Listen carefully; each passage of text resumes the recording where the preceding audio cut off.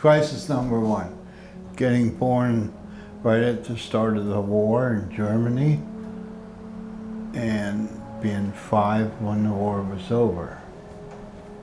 There were weird things that happened. This is endless. My parents, they picked up all their stuff and came over here. My aunt lived here. I was 13, and then I thought I was in heaven, and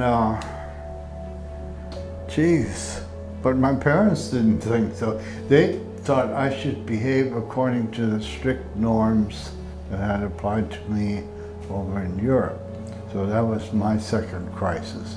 And well, then I got out of it and I went to school in New York, went to university in New York, in graduate school, and then I went down to work on Wall Street and worked there for a few years. And then came to San Francisco, worked there 20 years doing the same kind of finance stuff.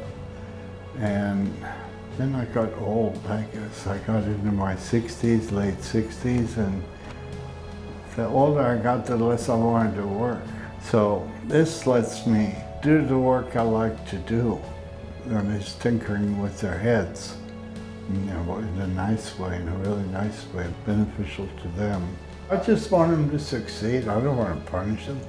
I don't want to yell at them, make them feel bad. I'm old enough and have lived in a rough enough climate often enough, people-wise and weather-wise, to know what's coming down the pike and I can take care of it.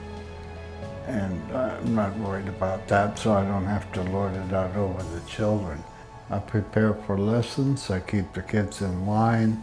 Sometimes I help with meals, just supervising the giving out of food. Hey guys, how are you doing? I used to be in real estate pretty actively, and when that stopped and that collapsed in 2007, I became a substitute. You can teach somebody by repetition, I know. If I have to, I'll teach it to them by repetition. There's billions of people who learn stuff that way. You gotta hook in. If you don't hook in, you might as well go home. My goal wasn't that lofty, you know. I wanted them to get out and get a GED. My wife tells me a lot. She's a teacher. She's a high school teacher now, but she and I did a lot of this stuff together, so I learned a lot from her. If we weren't here, they'd have to go to somewhere else. Might not be as good as this place. It might not be as caring. We want to take them through to the finish when they graduate. Oh, Kumu A.J, I don't understand. So we do it until she understands it. I think they gain a lot. So many, they all come around. Take some courses, take a foothold somehow. Look, see what this guy does. Gotta get an apprenticeship over here. Just gotta go for it. Go and take these things that I think you need in order to learn math. Because I've done it so long now, so many years, like over 40 years in one business alone.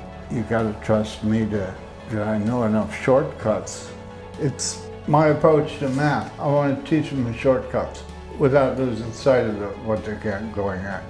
And I know a lot of shortcuts, and it's the most important thing probably is to teach them how to take all that time out of the process of worrying, and then worrying about the problem, and then worrying about their answer. It reminds me of taking flying lessons. So that, you know, the instructor gives you the plane, and says you're going to take it off for the first time. This here is in a way like that.